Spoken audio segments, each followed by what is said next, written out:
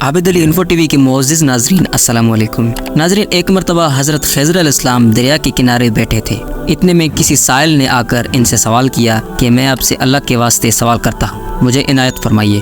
یہ سن کر حضرت خضر علیہ السلام پر بے ہوش کی طاری ہو گئی۔ جب کچھ ہوش ہوا تو فرمانے لگے، بھائی میں تو صرف اپنی جان اور مال کا مالک ہوں، تم نے مجھ سے اللہ کے واسطے سوال کیا ہے، لہٰذا میں اپنی جان اور ذات تمہارے حوالے کرتا ہوں، تم جس طرح چاہو اس کو استعمال میں لاؤ، بازار میں فروخت کر کے اس کی قیمت سے فائدہ اٹھاؤ۔ چنانچہ سائل ان کو بازار لے گیا اور ایک شخص سائمہ کے ہاتھ ان کو فروخت کر دیا۔ یہ سائمہ خرید کر ان کو اپنے گھر لے گیا، جس کی پشت پر اس کا ایک باغ تھا۔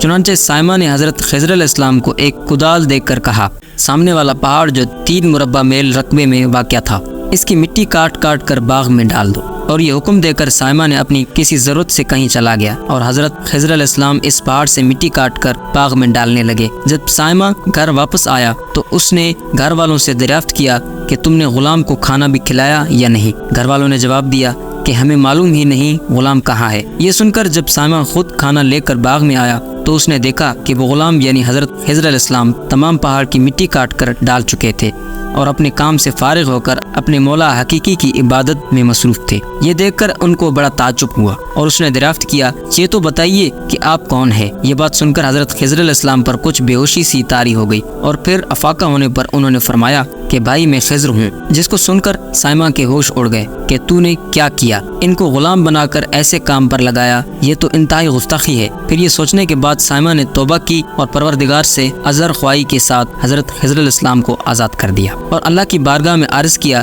کہ اے رب العالمین، مجھ سے اس کا مواخذہ نہ کیجیے گا کیونکہ میں ان کو جانتا نہیں تھا۔ اس کے بعد حضرت خضر علیہ السلام نے دعائیں فرمائیں اور سجدہ شکر کی بجا لائے کہ اے میرے پروردگار، میں تیرے ہی حق میں غلام بنا اور تیرے ہی حق میں آزاد ہوا، اس پر تیرا شکر گزار ہوں۔ بعد ازاں واپسی کی اجازت لے کر جب دریا پر واپس آئے تو دیکھا ایک شخص کھڑا دعا مانگ رہا ہے کہ اے میرے رب، حضرت خضر علیہ السلام کو غلامی سے رہائی عطا فرما دے اور ان کی توبہ قبول فرما لے۔ حضرت خضر علیہ السلام نے یہ دیکھ کر اس شخص سے دریافت کیا کہ آخر تو کون ہے؟ تو اس شخص نے بتایا کہ میں تو شازون ہوں، آپ کون ہیں؟ انہوں نے فرمایا کہ میں خضر ہوں۔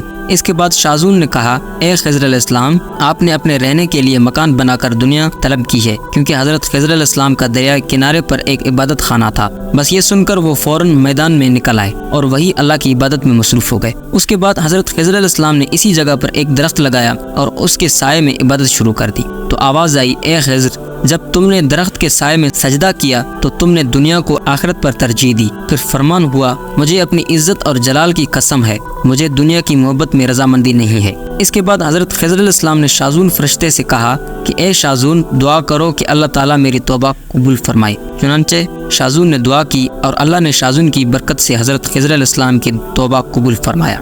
خدا کے برگزیدہ بندے اسی حالت میں رہتے ہیں جو اللہ کو منظور۔ بے شک ہماری فلاح بھی اسی میں ہے کہ زندگی کے ہر موڑ پر آنے والے پیج و خم میں ہم راضی رہیں، اللہ تعالیٰ کی چاہت کو سامنے رکھ کر زندگی گزاریں۔